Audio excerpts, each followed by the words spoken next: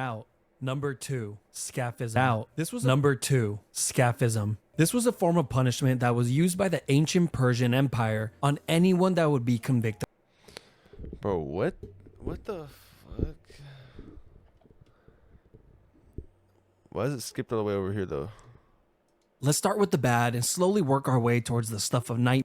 Let's start with the bad and slowly work our way towards the stuff of nightmares. Number 10, the Rat Dungeon. If you were alive in London, England during the medieval period, you would have definitely heard about the Rat Dungeon, since this punishment struck paralyzing fear into the hearts of even the most hardened criminals. This was a cell that was located at the bottom of the London Tower, where prisoners were shackled and chained in complete darkness. But here's the thing, the dungeon was connected to the nearby river and just below the river's waterline, so that when the water levels rose, all the rats that lived along the riverbed would be pushed out of their shelters and forced to swim downstream. This would of course lead the hungry and angry rats towards the entrance of the dungeon, where they would then come face to face with the prisoner. But to the unlucky prisoner, he never actually saw anything, and all he would hear were the soft scurries of the rats' feet entering the dungeon. And in a matter of minutes, these soft noises were in the hundreds and all around him. These angry and aggressive rats would then begin to take small bites from the prisoner, who had no way of defending himself. Now he might be able to shake the rats off for a few hours, but eventually the prisoner would pass out from pure exhaustion. And while he slept, the rats would continue to take bites from his flesh. Eventually, when he would wake up, he would discover hundreds of bites throughout his entire body. But it didn't stop there. The prisoner was left here for days or weeks on end, depending on his crime. But towards the end of the medieval period, this form of punishment just got more and more deranged, eventually becoming a form of execution, where prisoners would just be thrown in the dungeon and forgotten about.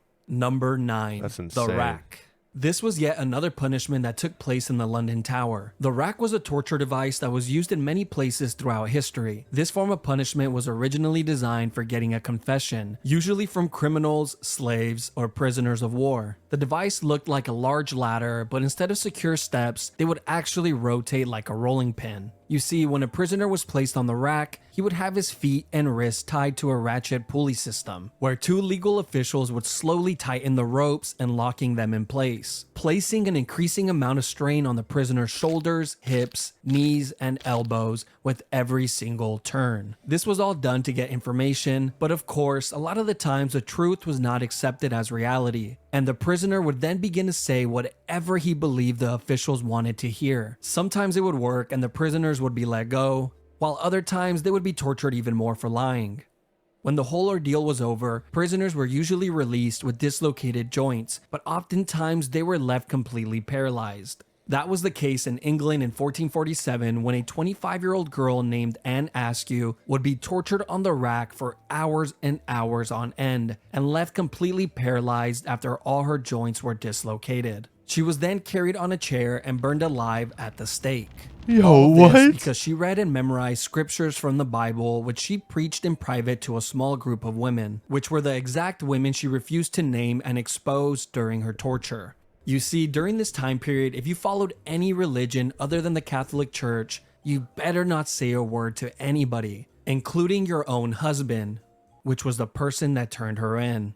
Number 8, keel hauling. This brutal punishment was carried out at sea on sailors who would steal or be violent towards others and would usually result in death. Keel hauling would start with a sailor having his arms tied with a rope, then looped around the entire circumference of the ship before being tied off to his feet. The sailor would then be thrown overboard while the group of men on board pulled on the rope to slowly drag him around the outside of the ship, including over the keel, which is how this punishment gets its name. But a lot of the times, the sailor wouldn't even have to worry about it, since they were dead before they ever reached it.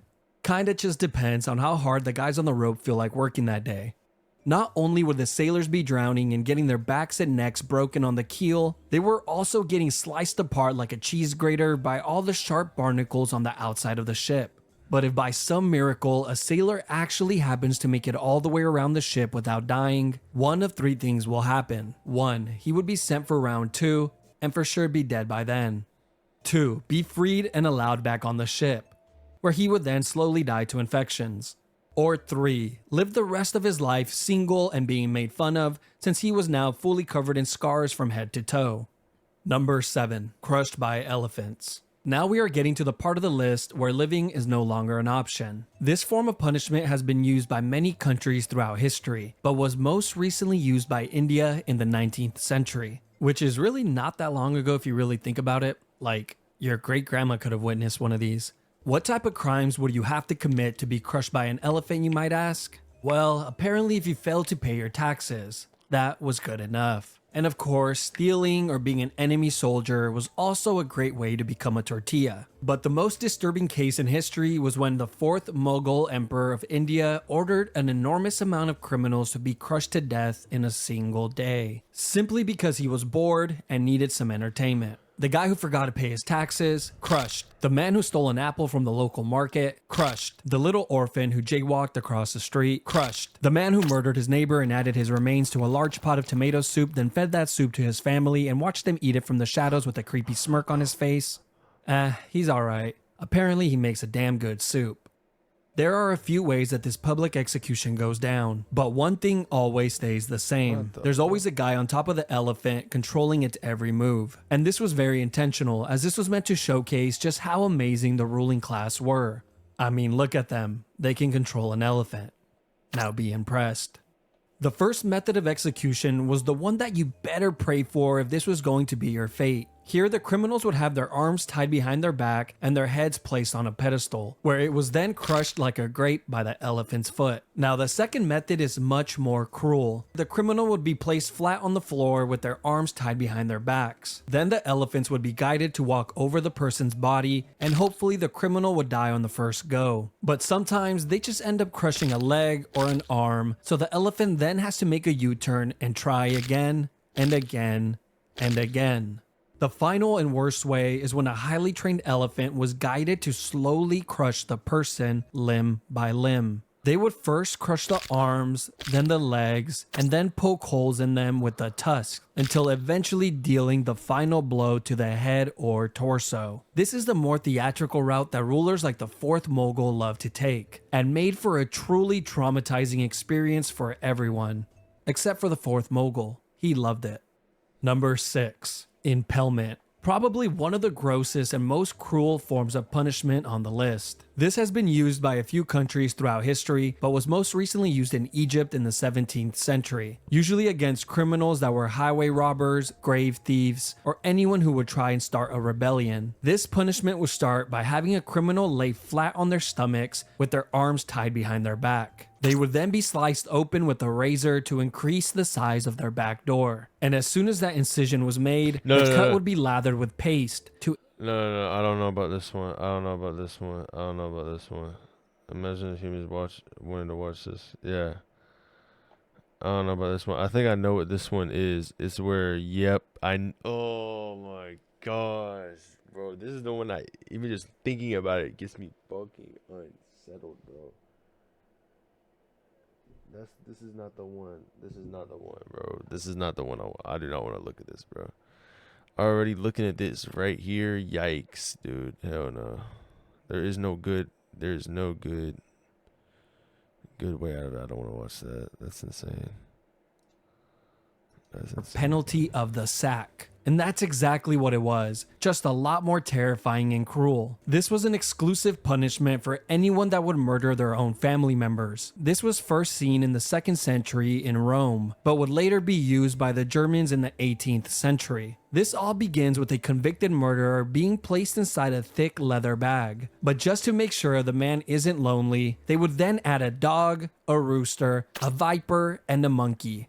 I don't know what these animals did to deserve this, but hey, at least the evil family murderer doesn't die alone. Once all the animals are added inside the bag, it is then sewn shut, creating an almost airtight seal. Now you would think this would be horrible enough, but no, this is just the beginning, because as soon as the bag is sewn shut, it is then tossed into the ocean. But don't worry, later on, these murderers would be given the option to either be placed inside the leather bag or be sent to perform at the Colosseum, where they can perform the act of being mauled to death in front of all of their loved ones and peers. You know, at least they had the option.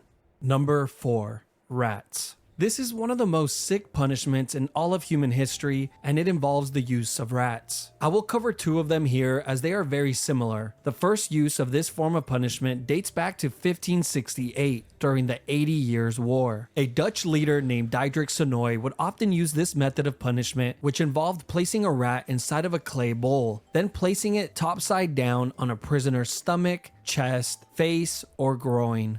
Then the back of the bowl would be heated with either a torch or some coals, causing the rat to go into a full-on panic, trying to escape from the heat. And its only way out was to burrow into the human. Once inside, it would continue to chew and tear apart whatever was in its way, desperately searching for a way out. Eventually, the rat finds its way out of the maze and survives. The same could not be said for the prisoner.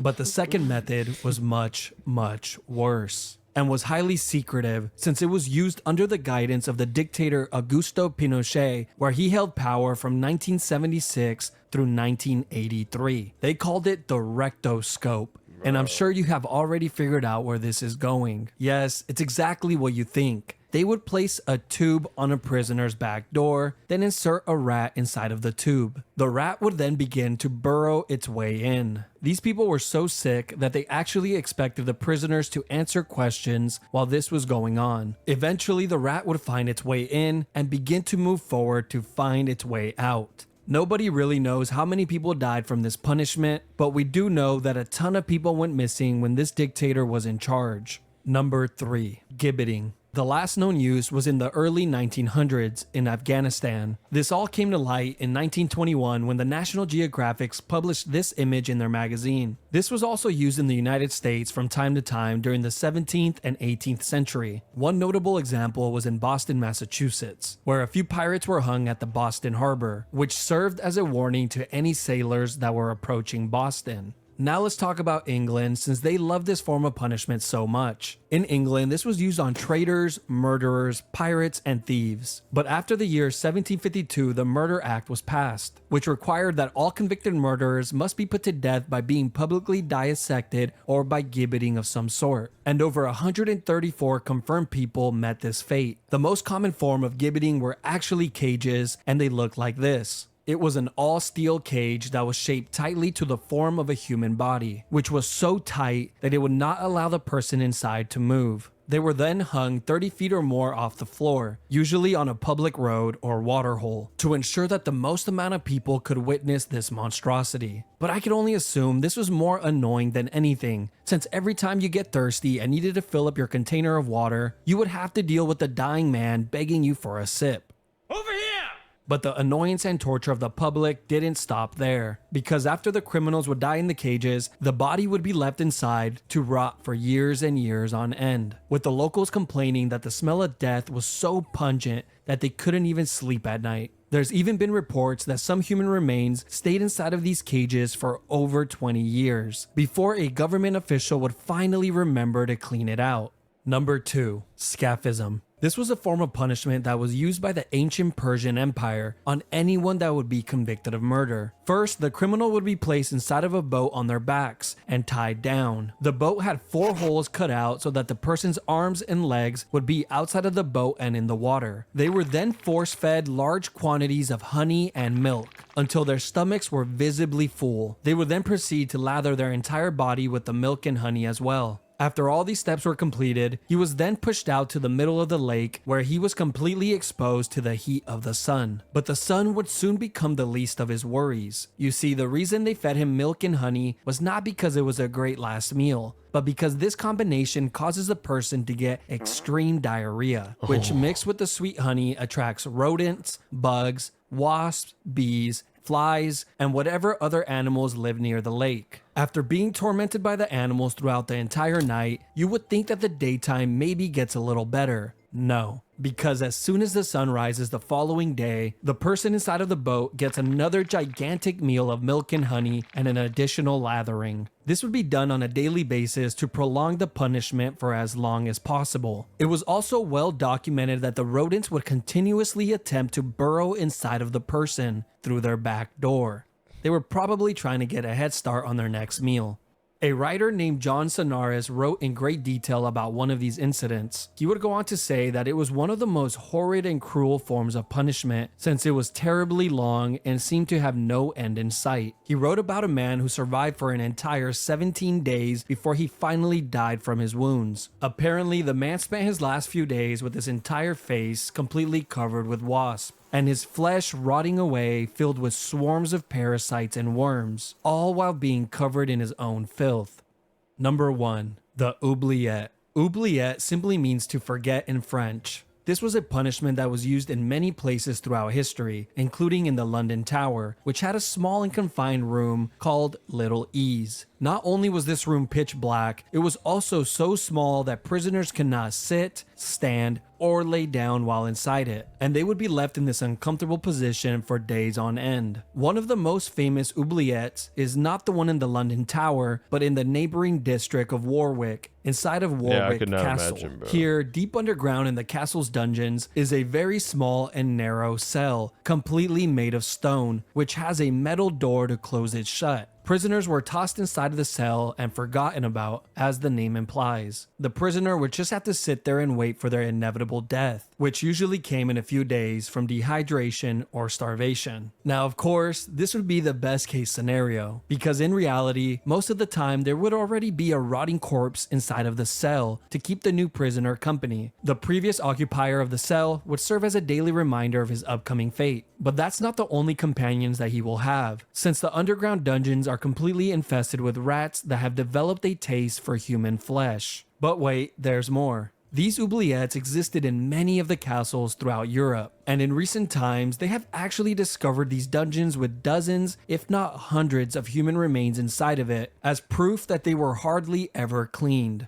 Like in Leap Castle of Ireland, where in 1900 during the castle's renovation, a worker found a small opening behind a wall inside of the chapel. This hole had an 8-foot drop that led to a large oubliette, and what the worker found inside shocked him, since it was filled with so many skeletons that they needed multiple cartloads to clear it all out. But just when you think this section is over, it just keeps on giving. You see, there's been many stories of men who have been placed inside one of these dungeons and kept alive for years and years on end, surviving off crumbs of food and minimal amounts of water, prolonging their inevitable demise for as long as humanly possible. These cells were sometimes even placed on ground level so they can hear the voices and laughter of the people outside. An experience that they will never get again in this lifetime.